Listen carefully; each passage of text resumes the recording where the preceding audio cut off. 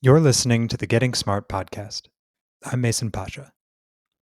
A few months ago, the Getting Smart team was in Colorado for a company retreat. And while we were there, we got the chance to stop by the Jeffco Open School, a school we've written about a few times on the site due to their incredibly learner centered and experience forward design. I'm excited to dig a little deeper into the open school model today. And we have the extreme privilege of hearing from multiple generations of people who have been informing the school and benefiting from the school. So today we're joined by Jennifer D. Klein, a graduate from the Jeffco Open School and current educator and innovator, as well as previous Getting Smart podcast guest. We're also joined by Melyssa Dominguez, the current principal of Jeffco Open School. In preparation for this interview, I was digging around in a couple books and I saw that Arnie Langberg, the founder and high school principal when Jennifer was a student, recently put out a memoir in 2022. And he's such an incredibly important figure in education innovation that I wanted to start off with some of his words today. So, from the acknowledgement section of To Create the World That Ought to Be. I've been an educator for more than 60 years. I put that word in quotation marks because it suggests a one-way experience, from the teacher to the learner. I believe education is a reciprocal endeavor with learning taking place among all of the participants, myself included. I will offer two examples. One is from my first teaching job. I was a math teacher who was assigned to take over a struggling English class. I negotiated with the students to find a mutually agreeable way for us to explore the English language, beginning with spelling, which required some diplomacy, and then moving into poetry, an even bigger stretch. Through this, the students taught me how to teach, and I taught them how to be literate. A second example took place in Denver. In a discussion among 20 students of a Hemingway story that had often been described as one of the best short stories ever written, I had told the class that I had not found it quite that good. Our discussion lasted over an hour, and the feeling was so intense that it seemed no one stopped to breathe. The discussion was that good for all of us, and from my students, I gained a deeper appreciation of the story. This reciprocal learning is my rationale for not selecting single students for acknowledgement, but rather thinking of all my students from over the years as being part of my own education. That was Arnie Langberg from his book To Create the World That Ought to Be. Melyssa, in this passage, Arnie really gets at the core of open school and the learner-centered design. A huge part of this are the learner-designed passages that each student undergoes as a student there. Can you describe the philosophy of the learner-designed passages? Yeah, absolutely. So passages at the open school are very much meant to be an expression of the student's experience and their experience of several different domains. So there are 6 passages in 6 different domains, and each passage has its own set of requirements that go with them. The student, in consultation with their advisor and a consultant, sort of conceives of what they might want to investigate. There could be, for their logical inquiry passage, they're doing an investigation that involves the scientific method. For their creativity passage, they're taking something that they know how to do to a level of excellence. For a practical skills passage, you're doing something that people have always done perhaps for you, and you're learning how to do it yourself. So those are just some examples. A global awareness passage is I'm taking an issue in the world and I'm acting locally, and I'm teaching others about that globally, or I'm teaching about what that passage is. And so each of those passages have their own requirements, their own focus, but they come from the kids' own conception. So we try to give kids lots and lots of experiences so that they can think about what they might care about enough to do a global awareness passage on, and that they want to teach other people and they want to go out and do action about. And so we try to give them lots of experiences of the world. Like maybe we take them down to the border on a borders trip, which had a class that was surrounding it. And maybe they get the opportunity to talk to people on both sides of that issue and both sides of that wall. They get to go to both sides of that wall. They get to both deliver water and also talk to people who are against the people who are delivering water, and creating that opportunity for people to have water sustenance in the desert. And so then maybe a kid is that passion gets inspired with an experience like that. And that's just one very small example of how that might happen. And so it comes from the students' ideas, from what they care about. I think at the open school, we make a practice starting when kids are, say, 3 years old in preschool, of asking kids, what do you care about? What might you be interested in? What might you even be passionate about? I think a lot of times kids don't necessarily know that right away, but they learn it. Yesterday, I was in the preschool, and the advisor in the preschool was having a conversation in a circle, teaching kids so many things about being in a circle, about, holding a talking piece and sharing what they wanted to share. And what they were talking about was, what do you want to be when you grow up? And it was Mm. a really sweet conversation to experience. And it was just it was such a validation of what I definitely think, which is that we are asking really, really young kids from a very early time, what do you care about? What do you see yourself doing? What do you think you might do in your life? And so the philosophy is all about helping kids to own their own education and to express what they care about and really dig into it in a very meaningful way to them. So We got the chance to visit a couple months ago as a mhm. team, and we got to talk with a few of the students and also see some of their incredible transcripts that I think are really representative of a lot of what you just shared, both the emphasis on valuable and a diverse set of experiences, as well as really tapping into like, what do you care about? So, Jennifer, this is the first time you're meeting Melyssa, but you had some of these experiences. How is what she says true for you of your experience? And talk a little bit about some of those passages or projects that you worked on. Absolutely. It's really interesting to reflect back because I was in high school. I was at the Open High School, would have been 1983 to 86, right? So this is a little bit back in the history, not at the very beginning or anything like that, but I was remembering I remember most of my passages in particular, and I was just trying to remember whether this was creativity or career exploration. I think it was probably a little bit of both, but I'm not positive. But I knew from very young that I wanted to be a writer. And that was really affirmed for me during the what Arnie used to refer to as the disorientation experience at the beginning of 10th grade when we went to the wilderness and hiked up Mount Evans. And I had some experiences there that really sealed that writing was what I was the most passionate about. Mm. And so my passage connected to this was all about the practice of actually being a writer. I found a call for submissions in a magazine that I thought was kind of cool at the time. Looking back, it was probably not the best one. It was 17, it was probably not where I actually wanted to put my fiction. But, I spent time looking for what was the magazine I wanted to send to, what were their requirements and expectations for writers. Took a piece of short fiction that I'd written, went through a whole extensive revision process with peer reviewing and adult reviewing and improvement over time. I also interviewed an author, and at the time it was a local author, Joanne Greenberg, who I believe even lived in Evergreen at the time. Wonderful novelist. It was a challenging interview. She actually really challenged me in the sense that she ended up saying, you should really read my biography before you call me for an interview. And I was mortified, but it taught me something really important about you learn as much as you can and then you interview somebody so you can ask questions that you wouldn't get from the biography.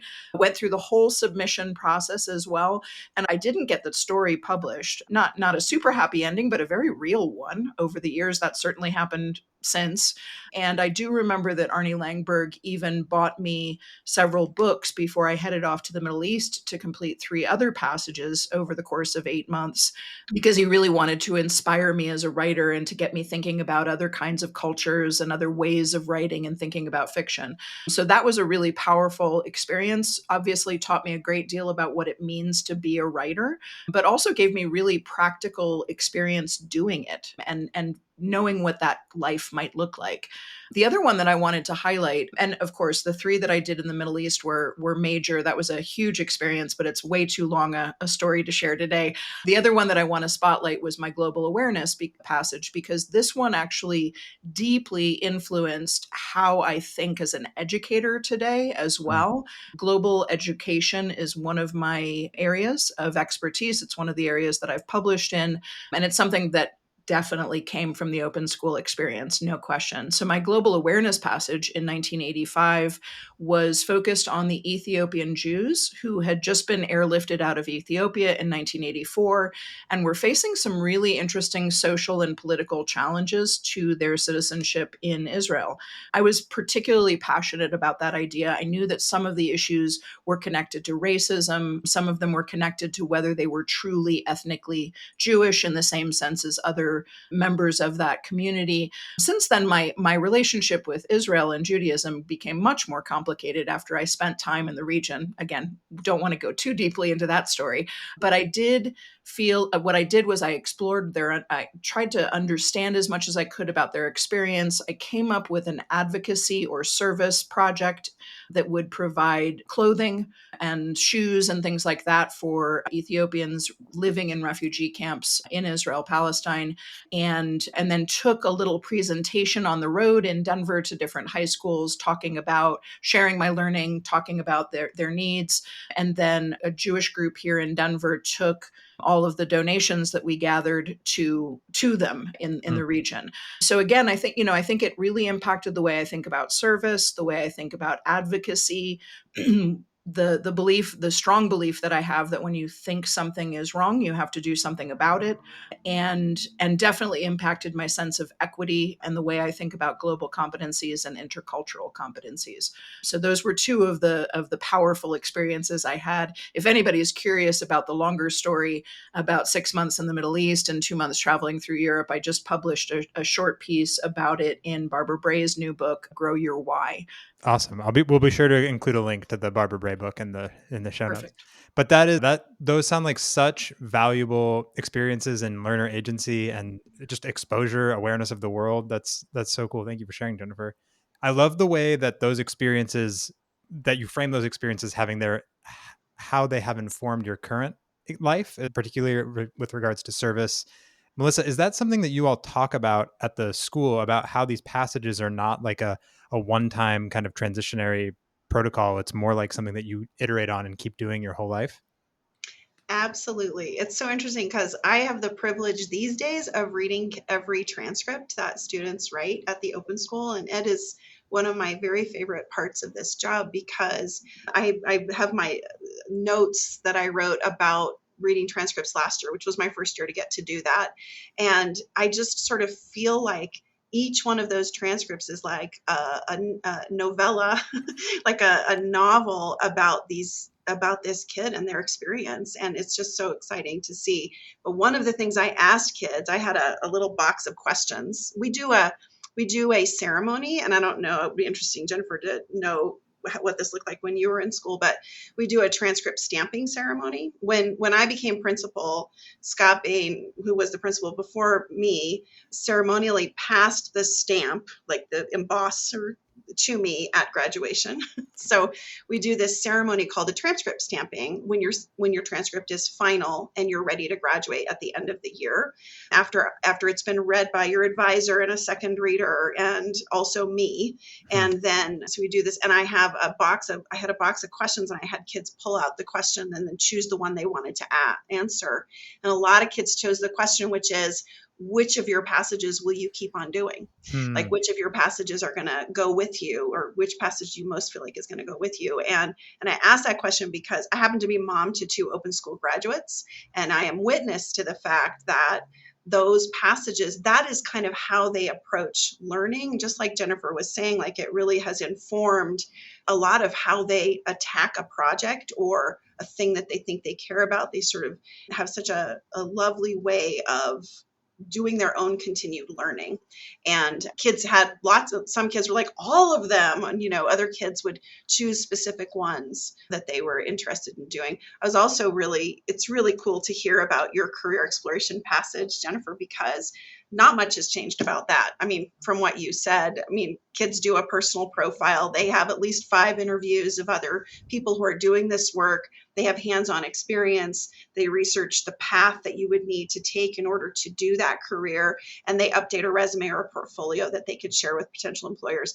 I joked at graduation with the folks who were there that, like, kids more often than not discover a thing that they don't actually want to do, which saves, I think, families like multiple thousands of dollars in tuition as they, have sort of discovered and delved into something and kind of had this dream about what it was or a projection of what it was, and then went on to discover what it actually was. And sometimes, like recently, I went to a passage meeting of a student who's wrapping their career exploration passage in law.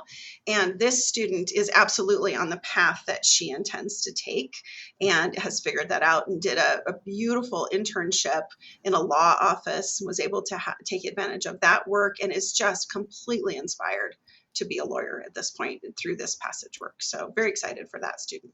So I don't know if I answered your question. I No, can't remember what it you was. totally did. You totally did. That's Sorry. wonderful. Oh, you're fine. I remember when we were there, you were talking about those stamping ceremonies, or just the ceremonies Mhm. at the end, and having one of them that was really embedded in like the student community, and having people bring, like, I think they were choosing students from their experience at the school to come and do that ceremony with them, if I remember correctly. Oh, yeah. Well, yeah. So transcript stamping ceremony can be me, the advisor, and the student. Okay. That's one way that can happen. Or it can be me, the student, their triad, which is a student support structure at the open school, who goes with you to all of your meetings, and it's a multi-age. So now, right now, the walkabout program is 9th through 12th grade. And when Jennifer was there, it was 10th through 12th grade. Okay. But right now it's 9th through 12th grade. So you have a triad, which is multiple ages of students. So Right. it could be me, the kid, the advisor, all of their triad, or their entire advising group, and their mother, and maybe grandma's coming. It can be there can be confetti sometimes, and lots of cheers, and they answer questions. I ask them questions about their work and what it has meant to them, and what their time at open school has meant to them. So yeah. So I think what you're talking about is your final support meeting. I think that's what that was. So we do a lot of rites of passage at Open, and the transcript stamping is a very small ceremony, but the final support meeting is the student's actual graduation from high school. Hmm. And we do, as Jennifer said, a ceremony. We do it now at Genesee Mountain. I think you guys did that then at in the meadow there. It's really beautiful. And what is now Mount Blue Sky, used to be Mount Evans, is right behind where this takes place, and that is where kids begin their walkabout experience. That's where they go on this 4-day 3-night backpacking trip that starts off everyone's walkabout experience. And then we end there in a graduation ceremony, but they don't even receive their diploma there. They actually receive it at this final support meeting, which it usually happens here these days. And it's in a circle, and every person who, it's like 2 hours long of an opportunity for a student to speak for a good 45 minutes to an hour about their experience, defend their experience, as you were saying, sort of talk about their experience, share artifacts with the group. And then they've got their entire family usually, and their friends, their triad members, their advisor, their consultants, lots of different people would be there. We spend a whole week doing that for every single one of our graduates. At the end of that week, we go up and do a celebratory graduation ceremony up in the mountains.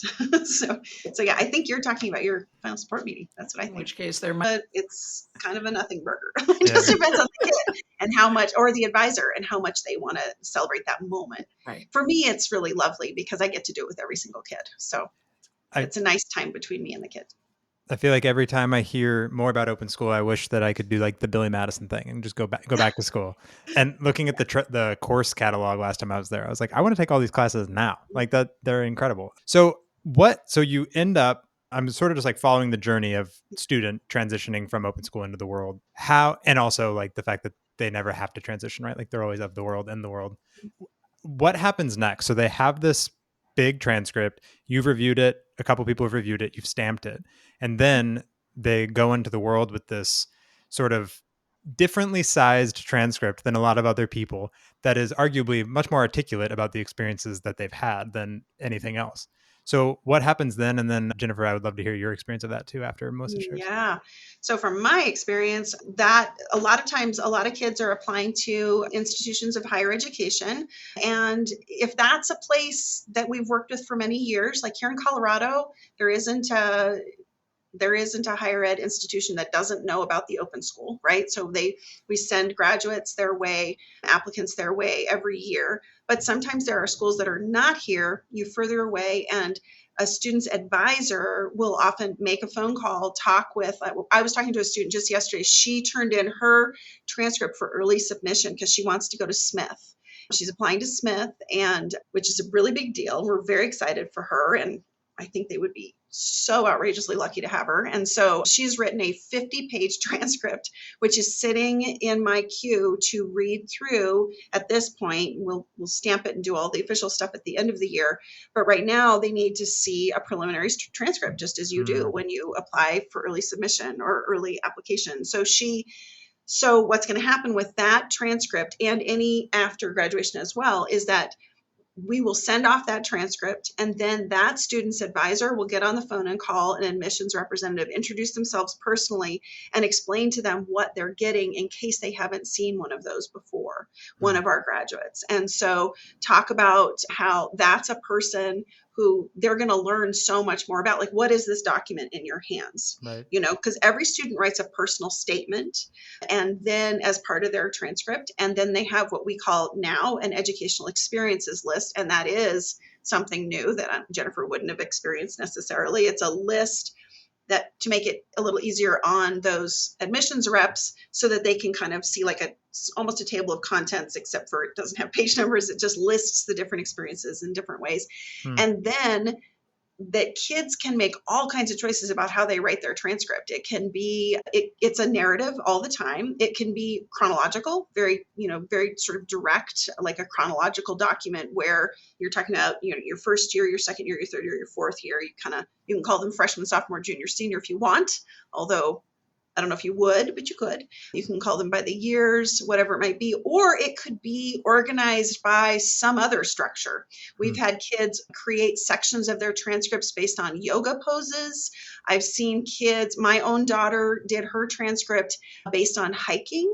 Like the part where you're getting ready to go on the hike was like her first year in school, and then there was like different sections based on, and then she organized her experiences within there. I had a kid last year do a really cool thing about an album a year. So he chose the album that he was really listening to and how that related to the year and represented his experience, and then all of the experiences that he had in that year. He also QR coded those albums, really next level. So that was really cool. Yeah. So kids do them all in different ways. And so you don't necessarily, as an admissions rep, when you're used to getting like a 1 or 2 page document with some letters and numbers on it, now you've got this narrative document where you are going to be able to get to know this kid because they're going to talk about all 6 of their passages. And here at the Open School, like, if I don't have something to talk to a kid about, that's the easy thing.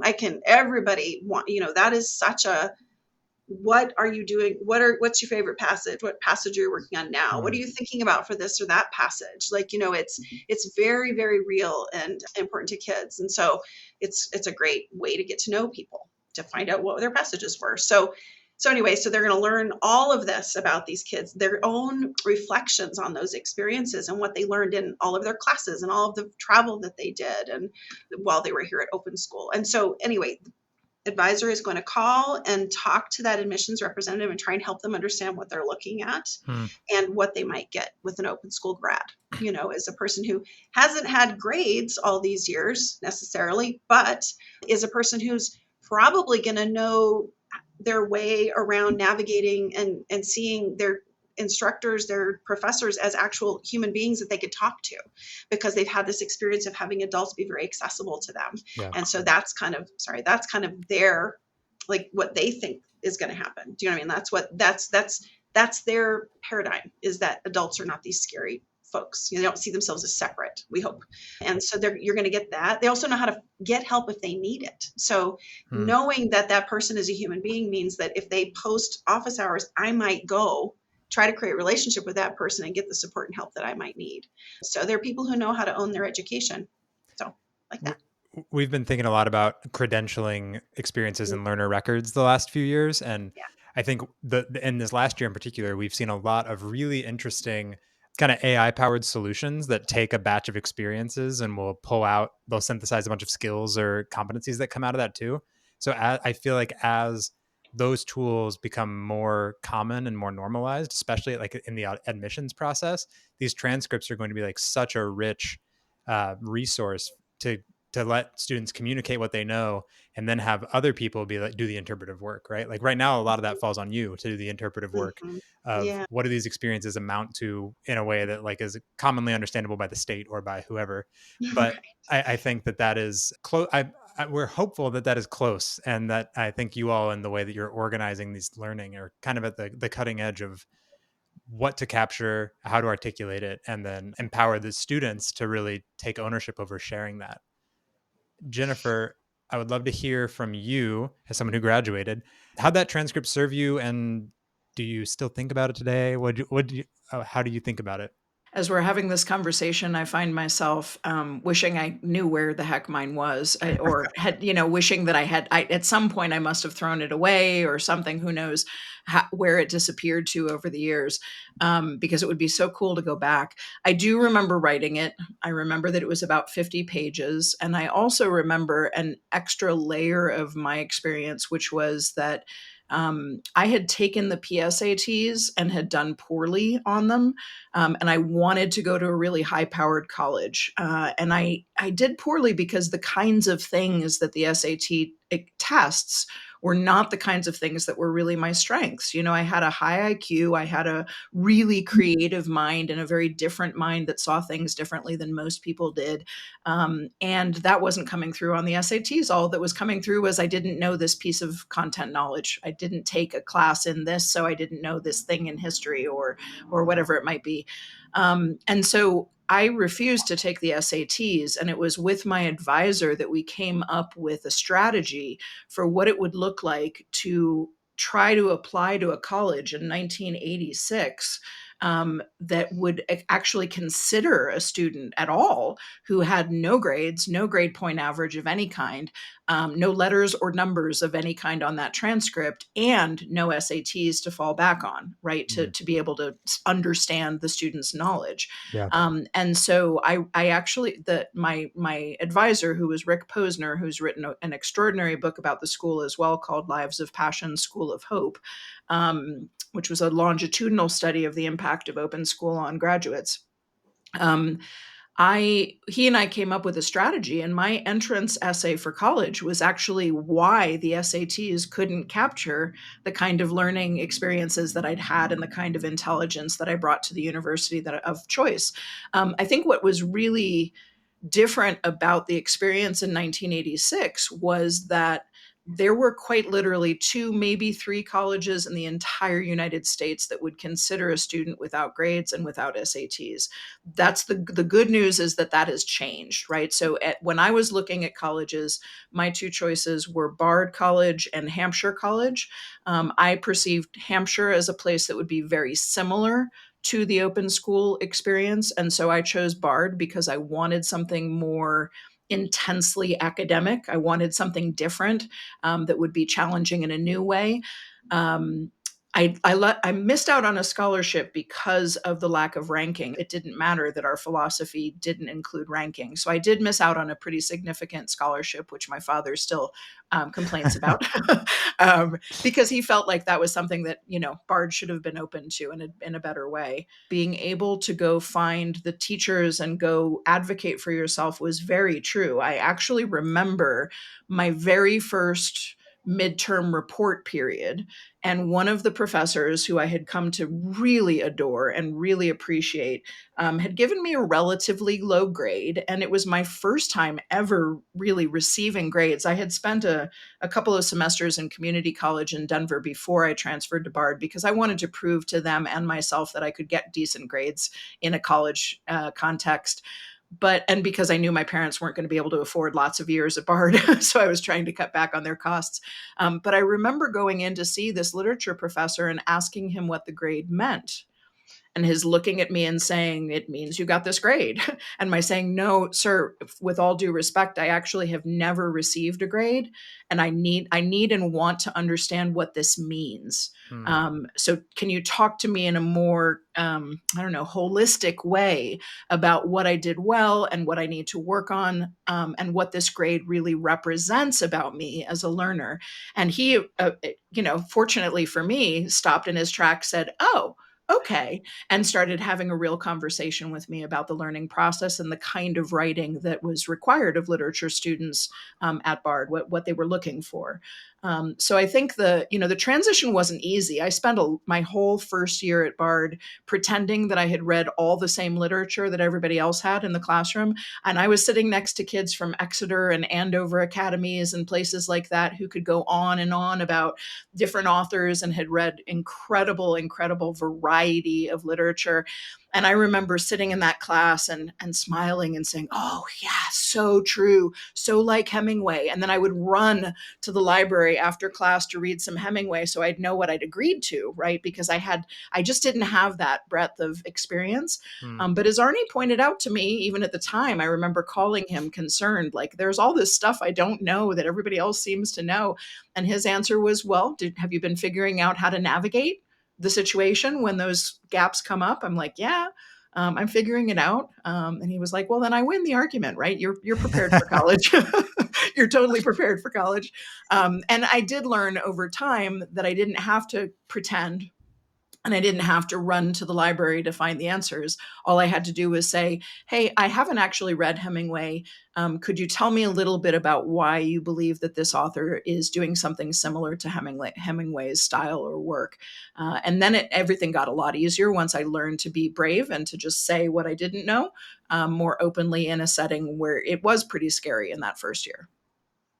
Yeah, that's a lovely continuation of what you shared earlier about finally you got to graduate once you admitted you don't know everything. So my life, I yeah, think actually still I think that my that's 50s. that should be a core theme in every learner's life, I think. I'm just going to wrap us up here with a final question about would love just short-ish response from both of you on like how, and I'm going to restate this question, but I'm just pivoting a little bit on what educators or leaders in other schools could do to basically take some of the learnings from this and apply it in their own classroom.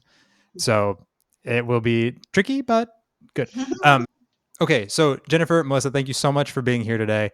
I want to go to last question for you, which is how can the people listening to this podcast begin to implement some of the learnings from the Jeffco Open School? What can a educator or administrator start to do now to really embody some of these things you've talked about today? Jennifer, I might start with you this time if that's okay. Sure. Well, I hope students are less on the run than Jason Bourne, but just as much of a focus of the experience. Melissa, how about you? Man, I love what you said, Jennifer. I really love that. And I could not agree more. I think if you can do nothing else, remember that this education that kids are gathering to themselves under your watch, it actually belongs to them. It doesn't belong to you.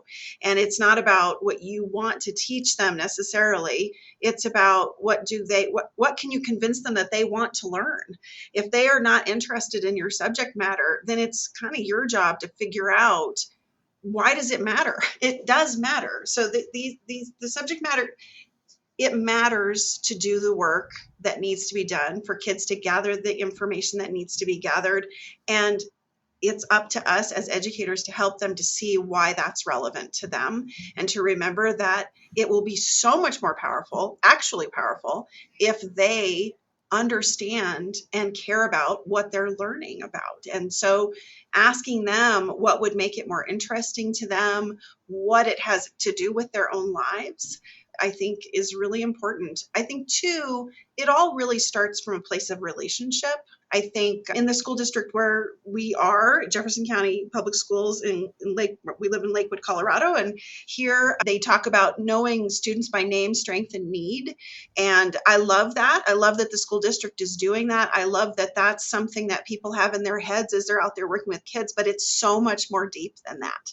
It's so much there. It needs to be so much deeper. I think if schools can do nothing else, they should create their advising system to be something that actually seeks to know kids so that Mm. they don't have to be anonymous, so that you can actually have an idea about what they care about and what they want to learn about or what would engage them. Because if they feel unseen and invisible, then what is the point? It's important for kids to be seen. And so I think conventional schooling could get more intense about really doing a system whereby they can assure that kids are known in their buildings. And by doing that, they'll know better what they want to learn. And then maybe they can tailor some experiences so that they're relevant to kids, so that they will be lasting. And you'll have a person talking about a global awareness passage or some similar kind of experience, 38 years later as they're living their lives, that it will have actually, that they don't have to wait till high school ends for life to begin.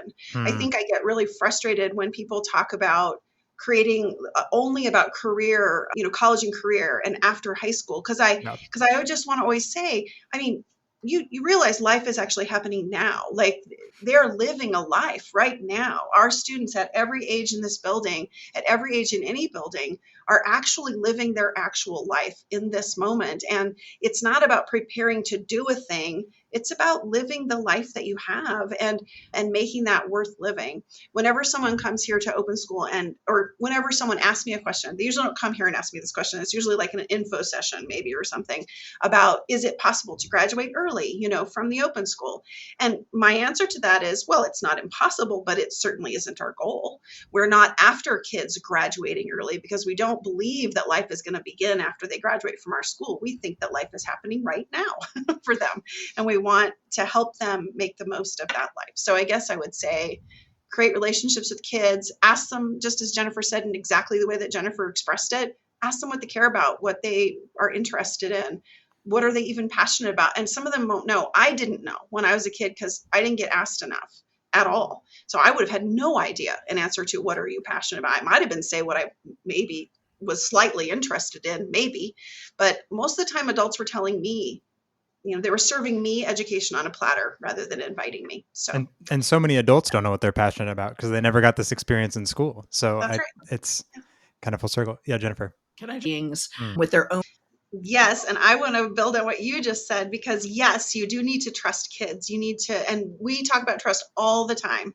That is a legacy of Arnie Langberg and all who came after him, is just this idea of trusting kids and trusting. But I would also say as a school leader, I would say that school leaders need to trust the adults in the building, the people that you hire people you can trust to have some autonomy, because you can't expect people who have no autonomy to inspire autonomy in kids. People who are going to be working with students, those teachers and here at Open School advisors, they need to know that they have your trust, and that you do actually need to trust them, because if you're going to ask them to inspire students who are self-directed and can go out and create experiences, that would be really hard for them to do if they don't feel honored as professionals themselves. So I would say that too. Amazing. All right, Jennifer, Melyssa, it's been such a treat to spend time with both of you and the multiple generations of open school voices that we got to hear today. I just want to say thank you for being here, and thank you for the work you continue to do to cultivate communities of learners right out of Colorado to everywhere. So thank you so much for being here today and the work you do.